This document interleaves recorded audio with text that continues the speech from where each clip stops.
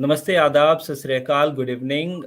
You have started watching National Indian News, and in today's live, we have invited Tanmohi Soundarajan. Um Welcome, Tanmohi. Oh, We, JP, I'm so excited to be here. Tanmohi has been invited a couple of months back. Tanmohi was also there in our one of our live, and we discussed around caste. But this time, Tanmohi has been invited to talk around the book, the first book she has finished, and it's already available. About which we're gonna talk. The book is titled "The Trauma of Caste," and we're gonna talk around it, and we're gonna talk about how this book stands out. And yes, I want to tell you that this book is not in the market, but I have been through.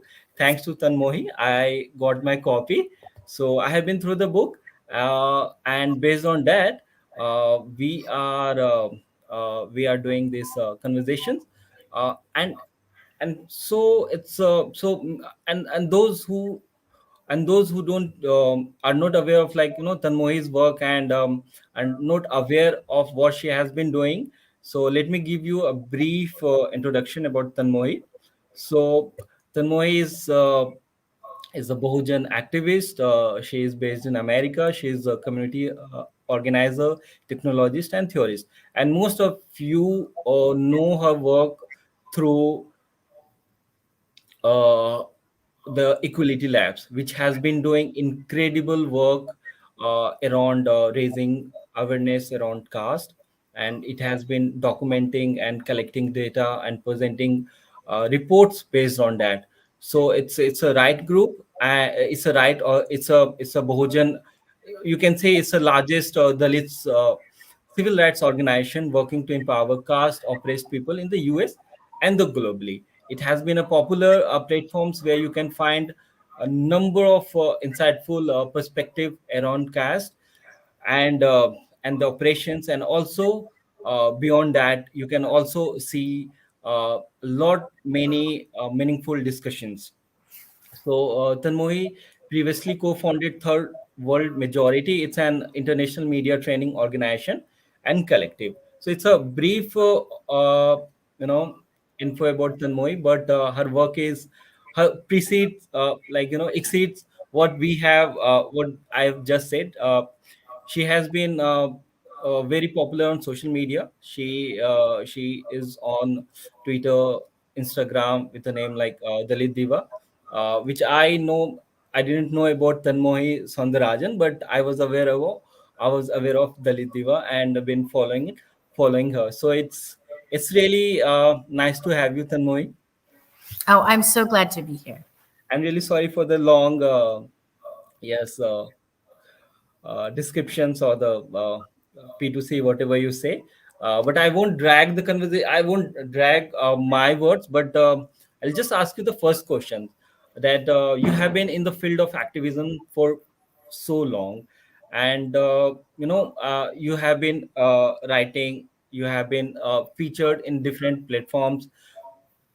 As of like currently, what inspired you to write this book? At this point of time you are coming up with this book, so we want to know, like, what inspired you to write this book.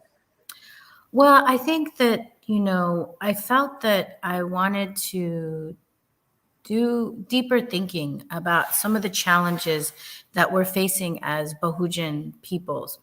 And in a lot of ways, the fast takes that you do, whether it's in an op-ed or on social media, they don't allow you to do the in-depth thinking to get behind some of the root causes and really the root pain that our people endure. And so I think during the pandemic, I had, like many people, I had a little bit more time. And also, the pandemic really opened up a seriousness in me about, do we really want to live our lives like this? Do we want to see such incredible, tremendous suffering? And especially because my mom was very sick during the pandemic, and so I think those two things really were the spark for me to write this book. And And also, I think for most Bahujans who don't live in, abroad, it is very unusual to live with caste there, because, unlike in the subcontinent, obviously, any country you go, we have dominant caste people that are in power. In the United States, they're not in power, and so it's unusual to see caste replicate there. And so that's part of what really got me started thinking about this is why would we have brought this? What are the mechanisms of why we would bring this? And is there a way to let it go? And so that was really the heart of why I started to write this book. And I wanted to do it through the lens of trauma. And that is, for many people who are already Bahujan activists, the data related to caste is not new. Maybe seeing it all over South Asia might be new. Maybe seeing it across multiple faiths might be new. But the reality is that we very rarely talk about caste through the lens of trauma and how we embody it, both as caste oppressed people and caste privileged people. But this is a lens, that lens, what they in the US, they call it like embodiment. That lens of trauma has been a very new and very powerful way we are seeing Black and Indigenous communities who are allies in our struggles for liberation have started to talk about what they call white body supremacy. And one of the thinkers there is Resmaa Menakem, who uses that term, because, when you watch how white people who continue to be racist behave when confronted about the issue of race, it's not about facts. It's not about workshops. It's not about a book that they've read. It's about the fact that their nervous systems have been wired for so many years for inequity that the prospect of equity destabilizes them and they get very fragile. And I saw the same thing in terms of caste privileged people, but there was no language for that, and that's because the urgency has always been about how we're facing such extreme violence, facing such extreme exclusion from multiple institutions. But this lens of the psychosocial and really the lens of, historical and intergenerational trauma is a very powerful place for us to also build awareness and power, because I think that we will be able to transform even the most recalcitrant people who are bigoted if we bring awareness and attention, and so that's a big part of why I wrote the book. Lovely. You mentioned trauma a couple of times, and there's a trauma words prominently coming up in the title as well. But along with that, there is a couple of more words which are like really interesting. Uh, for example, like healing and abolition, meditation. So, how you come up with this title, and can you talk more about it? Like, what this title, what these the words hold, the meaning of these words in terms of the book. Well, I think that one thing that is really, powerful for me was that, I like many other Bahujans and Buddhists. And I think that when you face tremendous pain, in Buddhist framework, you call that dukkha, that suffering can just, really take you apart, and I think we experience suffering in so many different realms. It could be the suffering of bigotry, the suffering of grief when you've lost someone, and or just the uncertainty like we all faced under the pandemic. And in my own Buddhist practice, and I'm not necessarily connected to any one particular Ambedkarite lineage, because I really, I have really loved learning about Dr. Ambedkar and have been an Ambedkarite Buddhist for many years, but also love the lesson of, Ayodhyadas and that tradition of Buddhism in Tamil Nadu. But I think that I've faced so much grief, I think, in the pandemic. I really took that moment to just sit, because again, so many things were going wrong. Sometimes that you need to really be able to be intentional and mindful about what direction you're going in the face of continued violence. And if you think about what we've gone through as a people over the last couple of years, it's horrendous, both from the pandemic and also the anti-democratic actions that we're seeing everywhere. It's horrible. So I think in thinking about that, this, and really taking time to do meditation, the thing that really came deeply to me was the fact that, we are not allowed to heal. When was the last time did you hear, after seeing Hathras, or after seeing any one of, or Karlanji, or any one of these disgusting atrocities, when have you ever heard at a national level, oh, Bahujan people, you have really gone through tremendous violence. We see you, we see your humanity, and I'm sorry, and you deserve the right as a people to heal. And I think that's one of the tragedies, is that we experience such intense levels of caste discrimination, exclusion, and violence. Every day there is some aspect of dehumanization. And the ongoing violence of that dehumanization, and the lack of recognition that we've experienced that, and that we have to shove it down as opposed to address it and also be able to heal from it. That's why I thought, let's center healing. If you center healing into this conversation, imagine what else changes, and there is a new opportunity, I think, after the pandemic, because everyone's exhausted. Everybody has high levels of trauma and grief and despair. There is nobody that says we need more conflict, we need more polarization. In fact, I think people are looking for respite. They're looking for some place to return back to. And that only comes when we do that inner work, and there's a lot in the lessons of mindfulness and what it means to address these acts of bigotry and discrimination with the approach of non-attachment and a refusal to engage in polarization, but rather in a commitment to healing. So that's a big part of why I not only called the book The Trauma of Caste, but I wanted to put healing in that term, and also the term abolition. And, obviously in Bahujan circles, we use the term annihilation of caste. That is a very important idea, because we want to eradicate the ideology of any system that would dehumanize or other. But I also use the term caste and caste abolition because, outside of South Asia, the term abolition has more resonance for people who understand an enslaved people have the right to ask for the abolition of the system that has enslaved them. And, and I always remember reading, Jyotibai Phule's book, Gulamgiri, and hearing how he used the term abolition. And, especially because he has these like really beautiful comparisons between the enslavement of Africans and Bahujan peoples. And he said, like, just some of that imagery always just stayed with me, especially when he talks about the rock sweeping and the land itself would grieve, witnessing what had occurred to, Bahujan people.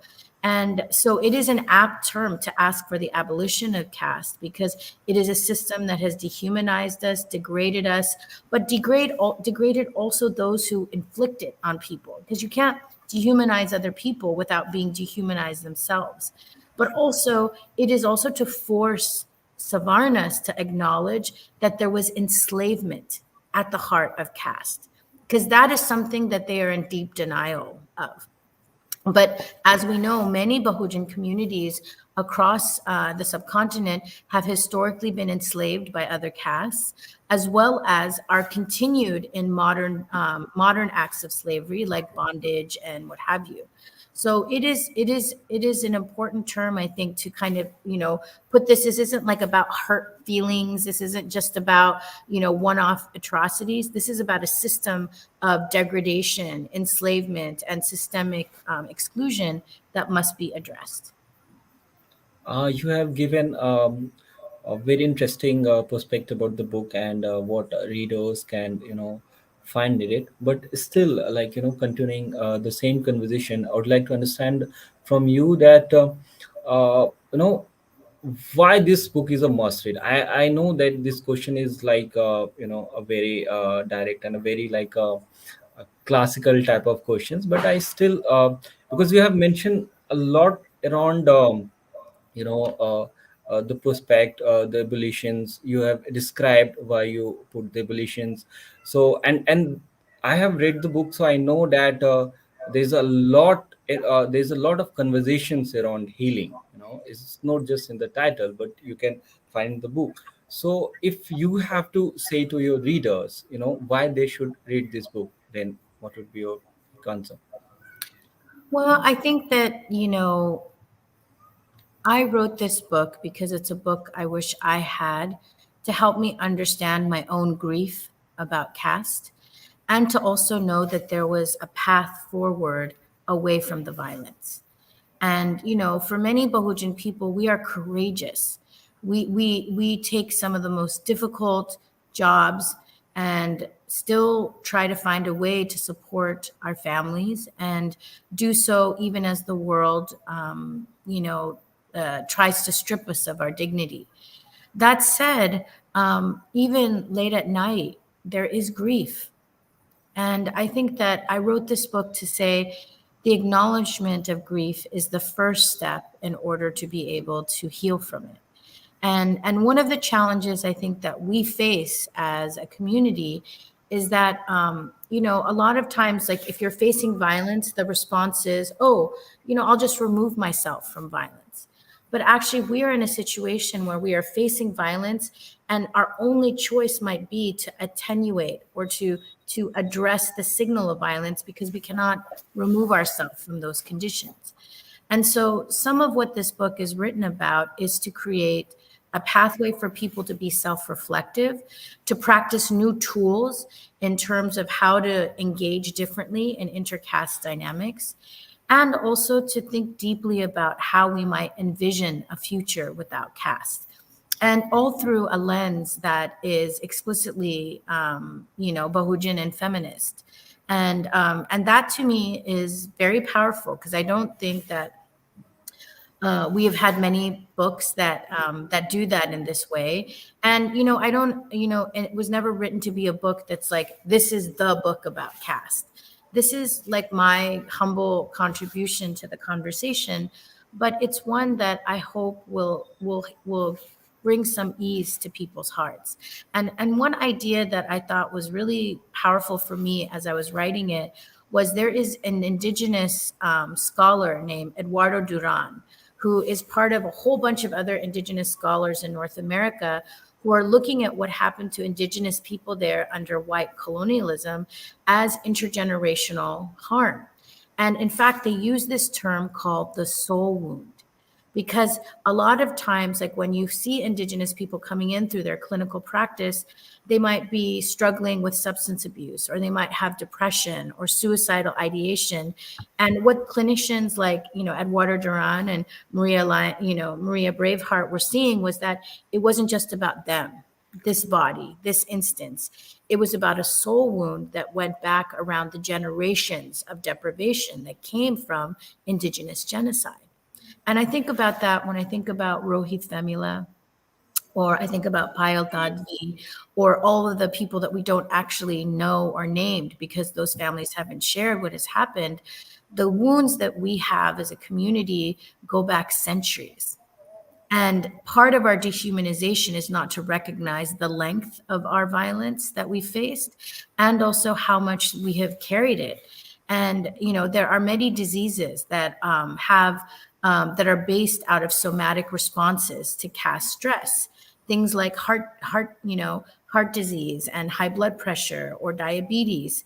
These have higher rates in caste depressed people, because we are carrying tremendous amounts of stress from caste that never get addressed. And there's a very, extreme lack of caste competent therapists. So and I think that this is the time to really talk about these issues, because I think that one of the things about a wound is the first way that you deal with the wound is you have to open it, examine it, and tend it, and then it begins to heal. And I think the same is true with caste. There's so much taboos, so much gaslighting, so much violence around even us being able to talk about our experience. And think about it, the last time I was on the show, I was here because dominant caste people in Google literally said that they were afraid for their lives if a Dalit were to speak about caste and caste discrimination in the company. And that tells me not only do we have a caste wound as caste oppressed people, but so do caste privileged people. It is a challenge that they are so threatened by Dalits and Bahujans and our pursuit of equity. But that too can also be tended. They need to begin to do their work of self-reflection. They need to understand there is nothing threatening about a caste oppressed person being at the table with them and being their peer. And whatever conditioning they've had to feel afraid, that fear is not the blockage to our civil and human rights. That fear can be addressed when they do this inner work and practice mindfulness and self-reflection and let go of their attachments to their, bigoted conditioning. So it's going to take time. But this book was really meant to provide insight around all of these things, particularly as we're in a moment of deep polarization and state violence. So, this book really, travels all around from the internal to the interpersonal and the structural and the state. But it ultimately says that there is an antidote to bigotry and discrimination, and that's love. And I think, again, we rarely, rarely, rarely think about love as our superpower. But, I think Bahujan people are some of the most loving people in the earth. I know that I'm here because our ancestors loved us so much. Whatever pain we experience at this time, it was exponential for our forebears about what kind of discrimination they faced. But yet they loved their children enough and sacrificed for that love in order for us to survive in the face of punishing violence.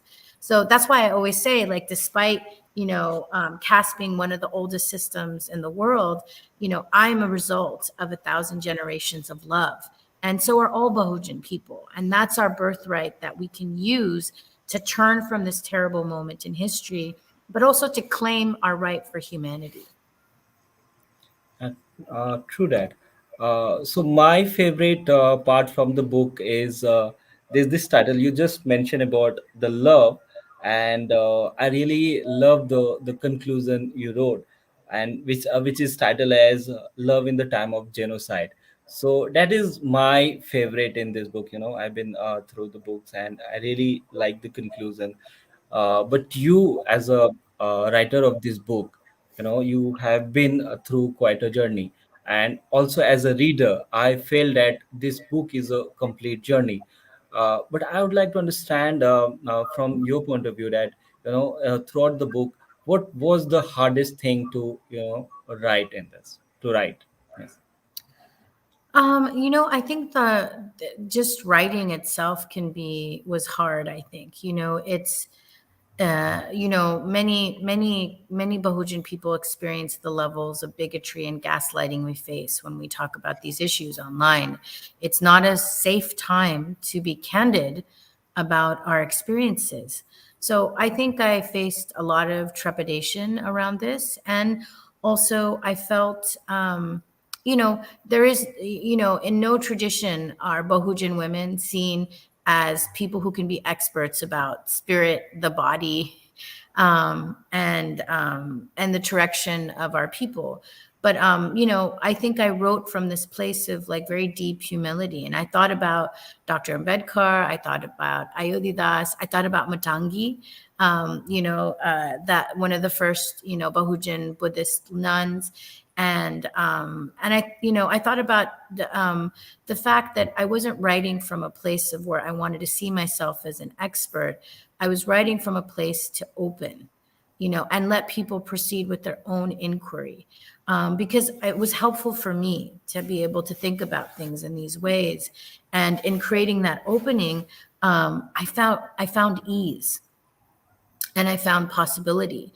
And because one of the things that I have seen is that there are many people who are struggling with deep, deep, deep despair. And so to center love, to center a new methodology, along with all of the other toolkits. And obviously we have so many ways that we are building leaders with BOMSEF. And so that was the thing I thought would be helpful. So I don't know. I feel like, even the act that we can use love as our superpower here, to me, is incredible, because oftentimes I feel like Bahujans are weaponized and are told we have to fight, we have to fight, we have to fight. And other people use our communities to position us to say the things that they don't want to say. We take the hit, and they go on and do all the things that they do. And I think this was a way to also say we can also choose to build our battles a different way, and but in either case, it's really meant as a love letter to all of us, and that hopefully that could be a way for all of us to think differently in a very challenging time, to prevent more mass atrocity and to prevent what we are most afraid of. True. And this can be like, I can say this to all the viewers that, this can be felt what Tanmoy has been is saying about the journey, about the love, about the wounds and everything. When you go through the, page by page, title by title, you will feel it. But of course, Tanmoy is a better person to talk about it. But we are at the like end of this conversation, and before we end it, the most important questions I would like to ask is that when and where this book can be available for our audience. Oh, yes. Well, this is my favorite question, because it is going to be released November 15th. And we're very lucky because we worked with our publisher and Amazon.in to allow for pre orders of the book. And this is unusual because while this is a common practice in the US, it's not as common in India and South Asia, but they've actually allowed for pre orders across the region. So if you want to get your copy of the book, this is the time to buy it now. And again, you can get it on Kindle. You can get a paperback copy, and it's available actually from markets all around the world for all of the global audience members. So I'm so excited to be able to be here with you all, and looking forward to digging in more in future shows. So thank you for having me, and Jay Beam and Jay Savitri. Thank you, Zanmu. I want just to show you this beautiful cover page. It has like beautiful design, and the people, the publishers, and everyone. It's a must book read. I'm saying because I have been through it, and I have read a couple of books around caste, and I really love it. It's quite a journey. So I would recommend all of you to purchase it, get your copy, and read it. And it has beautiful like paper quality. Even it's so neat and clean, and it's really lovely to go page by page. Thank you so much, Tanmoy, for writing this title, and all your team and the publishers. Julia, we have been like responding on email. So yes, thank you so much for doing this, for writing this book. And we're gonna talk more about this book. We're gonna talk more around this. The perspective you have brought, like we have not been talking, we have been talking about operation and wounds, and not around healing. So you have gave a very important perspective, and very important, what we say, like, nazariya, or a point to discuss. So we're gonna continue these discussions. We're gonna continue talk about the book and the issue this book raises, and especially about the healing part. So thank you so much for being the guest on this live, of this live. So thank you so much. We'll love to have you again. But for today we are ending this live, and thank you so much, thank you everyone for watching this live. And I'm gonna in the comment box I'm gonna paste the link of Amazon where you can purchase it. So yes, just check out the comment and get your copy. Thank you so much. Thank you, Tanmay. Bye, everyone. See you soon. JP.